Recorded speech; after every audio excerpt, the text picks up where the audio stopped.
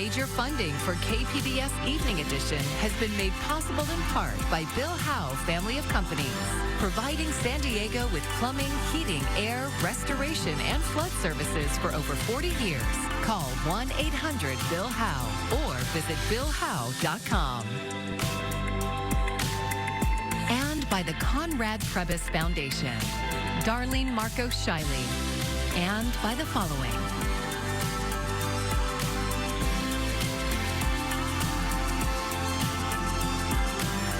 And by viewers like you. Thank you.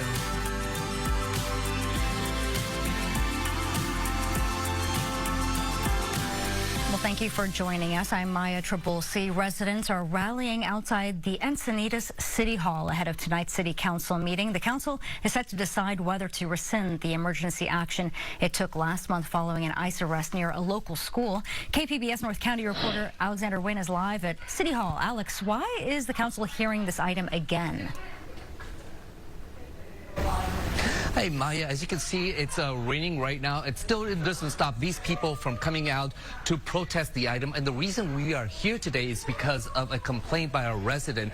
He says that the action the council took last month violated the Brown Act because the item did not meet the rise to the level of an emergency.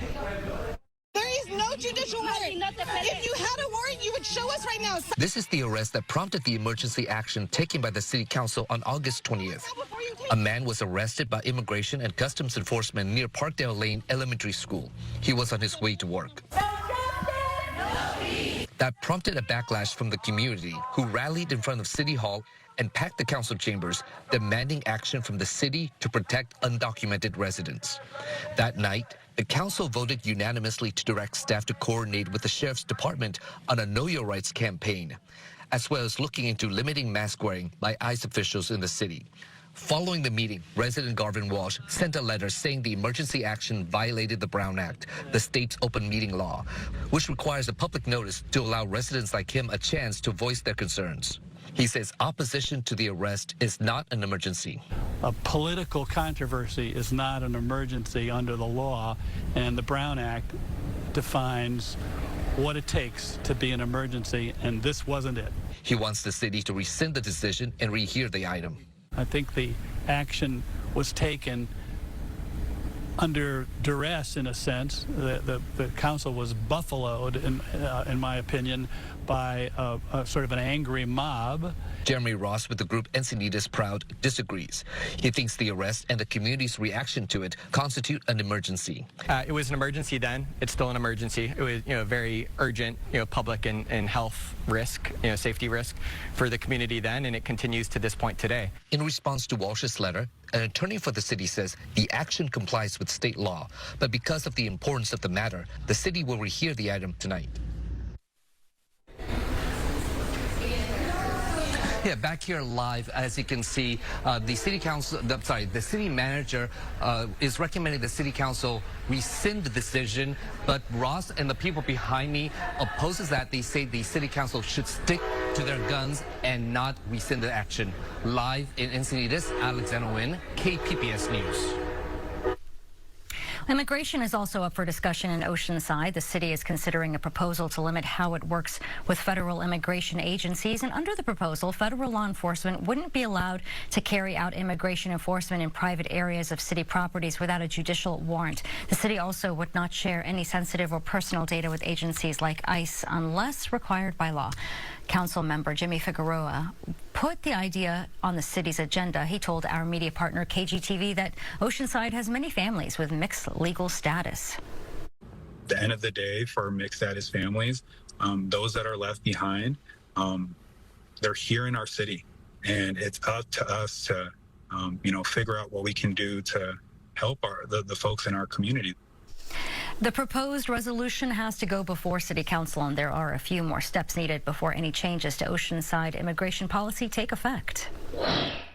Well, we are seeing a rainy and stormy couple of days, really. Temperature-wise, tonight we're dropping down to 70. We'll continue to see those showers and, of course, the humidity sticking around. But I'll tell you what to expect as far as how long the rain is going to last, and we'll take an early look at the weekend coming up.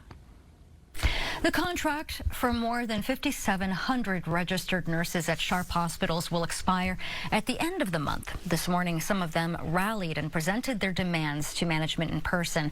KPBS reporter John Carroll has more on what the nurses want and what Sharp says about those demands. You could tell who they were by the shirts they were wearing. Dozens of nurses gathering outside Sharp corporate headquarters in Kearney Mesa with a message for Sharp management.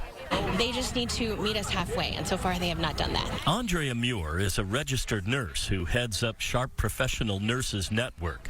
She says the union is primarily asking for better, what she describes as more competitive wages, and a change in Sharp's sick leave policy. It's a higher likelihood we're going to have exposure to illness, right? So the other employers that are healthcare systems in this area recognize that. They give double the state minimum. Sharp doesn't feel that that's necessary. We asked Sharp to provide someone for an interview so we could ask questions. Instead, they provided a statement that says, in part, the parties have been engaged in collaborative and professional bargaining sessions over the past few weeks with the joint aim of reaching a fair contract. Sharp's statement also says the union's proposal is not feasible, especially in light of the financial headwinds facing not-for-profit healthcare providers, including Sharp. After rallying outside, the nurses marched into the lobby of Sharp headquarters to personally deliver their petitions to management. Understood. Thank you. Sharp executive Dan Rollins accepted the petitions, and he said this. We know that this is still part of the process, and we hope to resolve this contract as rapidly and as fairly as we can. The nurses have 5 bargaining days set to begin this Thursday and ending on September 30th when their contract expires. What happens after that if they haven't reached a contract? We'll just have to wait and see. In Kearney Mesa, John Carroll, KPBS News. California health officials say they are recommending COVID-19 vaccines to all state residents 6 months and older who want the protection. This guidance is different from what the U.S. Food and Drug Administration recommended earlier this year. The federal agency limited the fall COVID-19 booster to people 65 and older and those with high-risk health conditions. Governor Gavin Newsom says the state is rejecting U.S. Health Secretary Robert F. Kennedy's, quote, anti-science agenda. Vaccines, they save lives. They protect you, your loved ones, and they stop the return of deadly diseases we beat decades ago. And that's why I'm proud to join our West Coast states in standing up for science, health, and trust.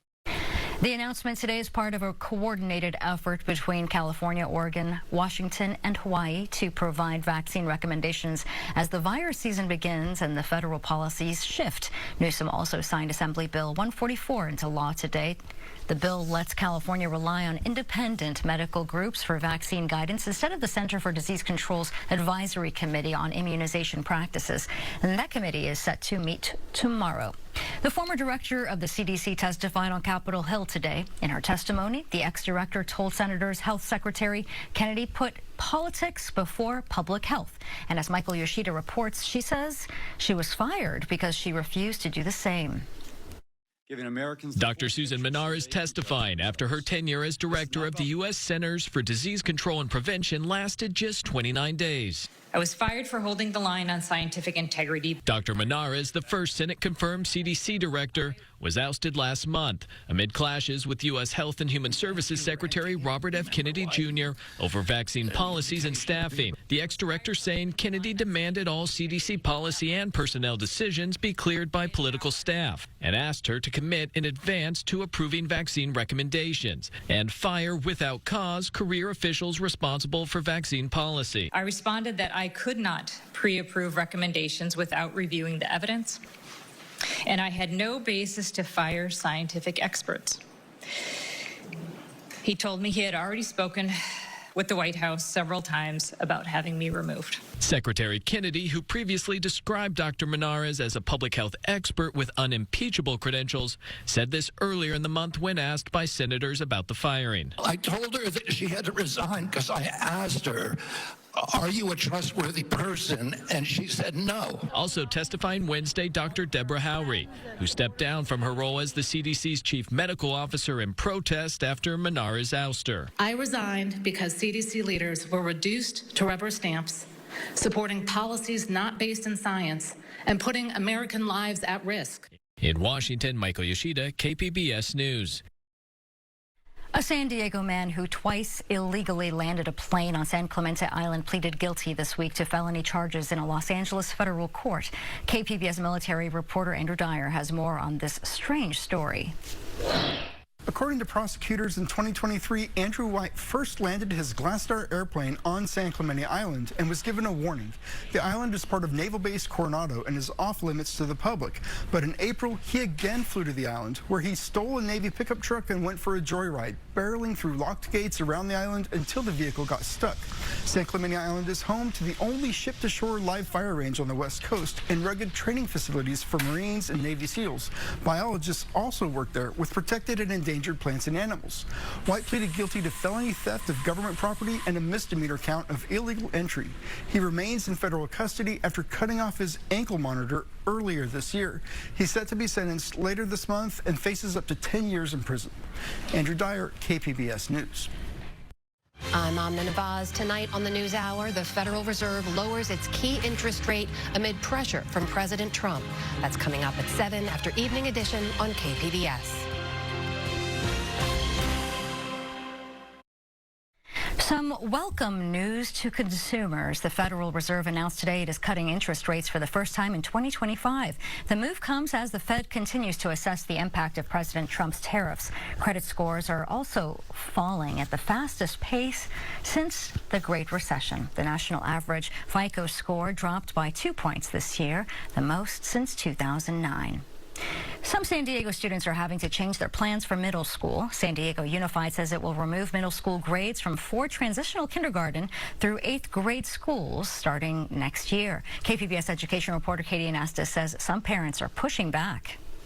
San Diego Unified has 11 UTK through 8th grade schools. After this school year, the district plans to remove middle school grades from 3 of them, Audubon, Fulton, and Golden Hill.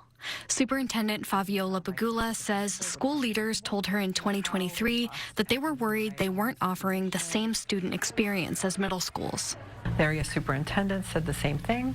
I went to talk to the person that was in charge of our instruction. She said, yes, I'm concerned. I don't think we are offering the same sort of benefits of the schedule and all of the electives to our K-8s. On Friday, Area Superintendent Stephen Dorsey told Audubon and Fulton families that they could attend Bell Middle School next year. He said it would give students access to more course offerings and programs currently not offered at our smaller K-8 school sites. Bagula also looked at how many students were graduating from high school and meeting the state's college admissions requirements. She says the percentage was higher among Bell graduates. When I'm thinking about the experience that our students are having across our schools, it's not equitable. And what we're seeing is I'm seeing the numbers come in for preparedness for graduation. And that's what I'm really paying attention to, because ultimately our job is to make sure that children graduate and are able to live a choice-filled life at the end of this. The district also told families at Bethune TK through 8 school that they'll lose middle school grades in 2 years. Those students would also attend Bell.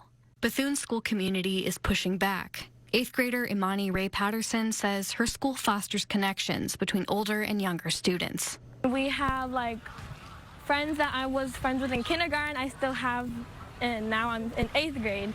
So I just have that one group of friends and throughout my whole elementary and middle school years. And I think it's really helpful because they know you and they help you through everything. Her family has deep ties to the school. Her younger sister is in 3rd grade. Their mom, Nadine Tresseri, also attended. I have 2 nieces and a nephew. They all graduated and attended Bethune from K to 8. They are now at UCSD.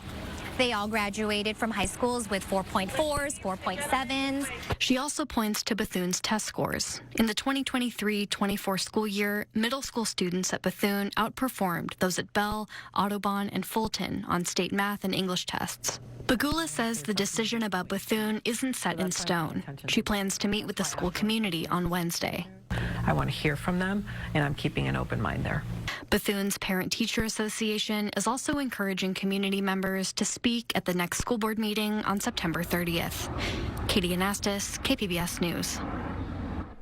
Carlsbad is the latest city to set stricter rules on e-bikes. City Council voted to adopt a minimum age requirement of 12 for riding e-bikes.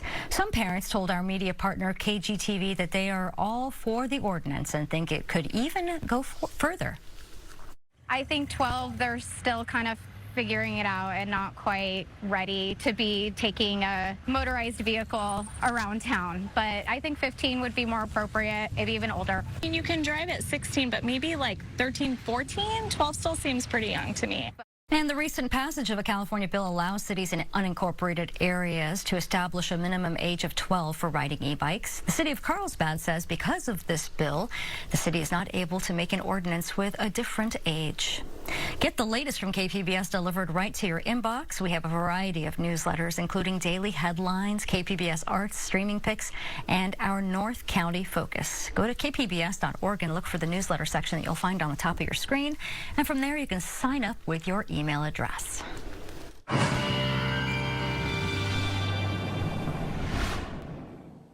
Well, the rain and the thunderstorms from what was at one point Tropical Storm Mario, those are here. We're going to continue to see this continue at least into Friday. We could still see some showers into next weekend or this weekend and into next week. All of this does bring a flash flooding risk, so something to keep in mind. Overall, for the weekend, it is warmer and drier. However, we're watching a couple of things to see how long this rain lasts. Let's talk about tonight first, though. We mostly are seeing the rain and thunderstorms really across the board here. Temperatures in the mid-60s in Oceanside, 70 for San Diego. We're at 78 there in Borrego Springs. We look ahead to tomorrow. Not much is changing. Take a look. We're all still seeing rain and thunderstorms. 94 in Borrego Springs, 88 there in Ramona, 81 for San Diego for our high tomorrow. And just remember, humidity is a factor here. We have a lot of moisture in the air, so your AccuWeather real field temperatures a little bit higher than what you are seeing there with the forecasted air temperatures. But here's how it all plays out on future radar. You'll notice we go through the evening, heavy rainfall along the coast. One change we're going to see as we head into tomorrow and really kind of throughout the day tomorrow, we see more action further inland, and especially we get to our desert, our mountain regions. That's where we're going to see a lot of this continue into the next couple of days. This also transitions a little bit farther to the north. We're at Thursday, 7 p.m. now, much more scattered in nature. So a little bit less likelihood of flash flooding as what we see kind of earlier on, but just more and more rain on top of ground that's going to get easily saturated. That's where we run into a lot of those issues. So overall, our rainfall totals for San Diego itself, we're talking ½ an inch to an inch. Higher totals as we get into our desert and mountain regions a little bit further inland. Your AccuWeather local Stormax overall is 5 inches of rain. Now, I was talking about into next week. There is a chance we still see some rain and thunderstorms. However, it's something we're watching very closely. We could see the forecast change a little bit over the next couple of days as we're kind of in a wait and see period to see exactly the track that this moisture takes, again, remnants of Tropical Storm Mario. Taking a look at your 5-day outlook here, just remember Friday, the weekend, maybe we still see some showers. It's not enough to trigger that icon on our 5-day. Temperature-wise, we stay relatively consistent. Inland, we see our temperatures go from 88 Thursday to 85 by the time we get to Saturday. Again, can't completely rule out some showers into Friday and Saturday, even into Sunday. In our mountain regions, we might continue to see some of those showers. Again, not enough to trigger the icons, but very scattered in nature. Temperature-wise, we're staying in the 60s till we jump back to 80 by the time we get to Monday. Triple digits return in our desert regions by the weekend as we see less of the clouds and thunderstorms that keep those temperatures down. Again, just like all the other regions, can't rule out some showers Friday into the weekend, but much more scattered in nature. For KPBS News, I'm AccuWeather's Anna Azalian. Well, don't let that rain let your guard down, because September is National Preparedness Month. Is your home ready in the case of a wildfire? In Southern California, it's not a matter of if, but when, especially in high fire risk areas. I recently tagged along with CAL FIRE and San Diego County Fire on a walk around inspection at a home in Jamul. The fire had started over on the other side of here and ran down that canyon across the top of that and down through. San Diego County Fire Battalion Chief Cal Hendry has defended these Hamul homes for years. He says he feels despair when he sees homes without defensible space clearing. If it didn't give the house a chance by giving a defensible space clearing, it's going to be an uphill battle. And he means that literally, as fire can travel up a hill just as quickly as water flows down, which is why hardening a home against fire is a priority in the CAL FIRE San Diego County Fire Defensible Space Program. We're not allowing anything combustible, any wood, plastic, whatever, within 5 feet of any of the perimeter of the home or deck has to be cleared down to very minimal soil or hardscape with rock or something like that. Homeowners Teresa and Darren Greenhall are taking it a zone further. Their house is especially vulnerable as it is flanked by open space. State-owned Hollenbeck Ranch Preserve. There's a tremendous amount of wildfire danger in this particular part of Hamul. So now we're having to redo things and rethink things because we're trying to be in compliance with that new 0 to 5 foot zone. They're clearing their home in compliance with ember-resistant Zone 0, which prohibits items like furniture, debris, or fencing within 5 feet of a structure. But even a newly built fire-safe home like theirs needs work. Greenhall, Green. Today, the Greenhalls are getting a CAL FIRE inspection of their property. Work is never done. I am sure that there are going to be things that she's going to put on the list that I'm going to have to add to my list. All right, so let's take a walk around, and that way we can point out any violations that you have. CAL FIRE forest technician Brandy McLaughlin inspects homes in San Diego County for the Defensible Space Program. So what we're looking for, and is especially in San Diego, is we have our first zone, which is Zone 1, and it's that first 50 feet of clearance, and that's what we're going to look at first, along with the extension of Zone 2, which is your 50 to 100-foot zone. Over here, everything looks great. You have separation between some of your plants.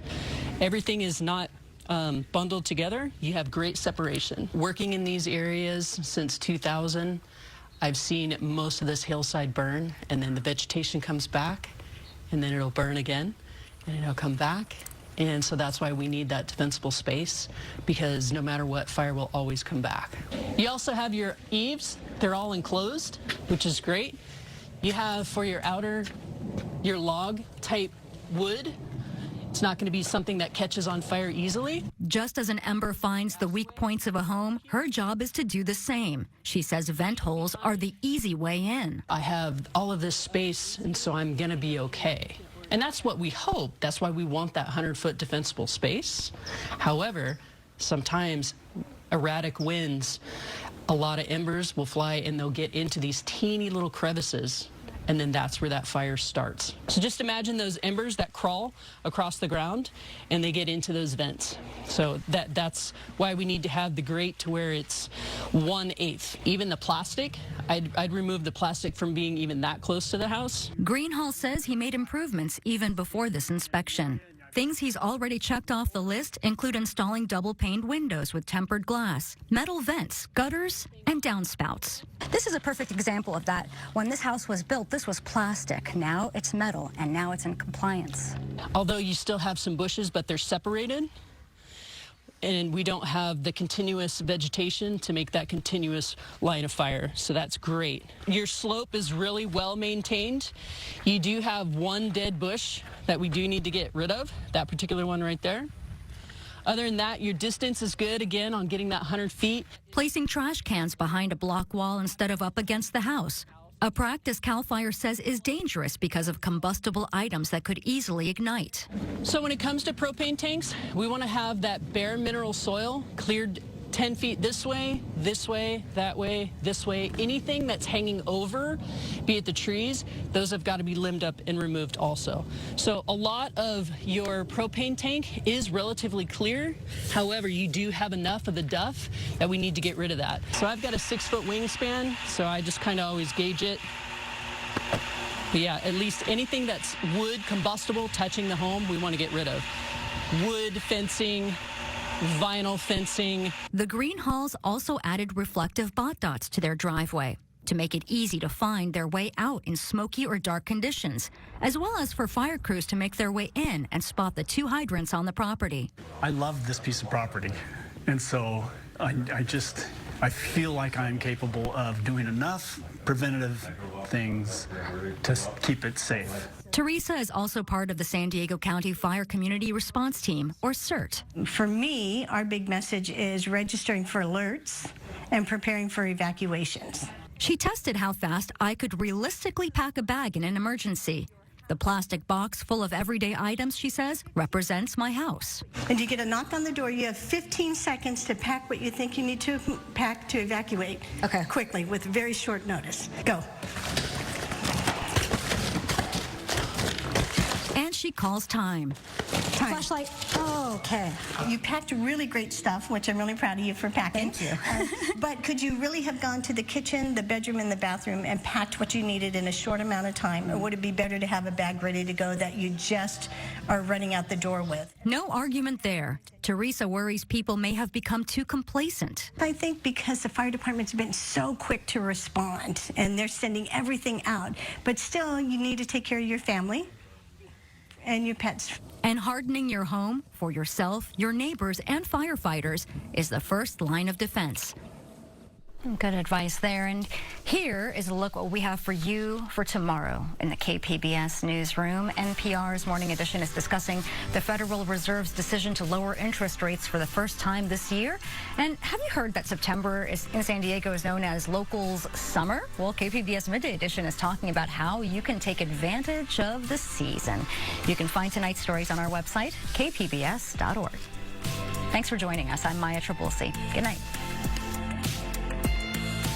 Major funding for KPBS Evening Edition has been made possible in part by Bill Howe Family of Companies, providing San Diego with plumbing, heating, air, restoration, and flood services for over 40 years. Call 1-800-BILL-HOWE or visit BillHowe.com. And by the Conrad Prebys Foundation, Darlene Marcos Shiley, and by the following.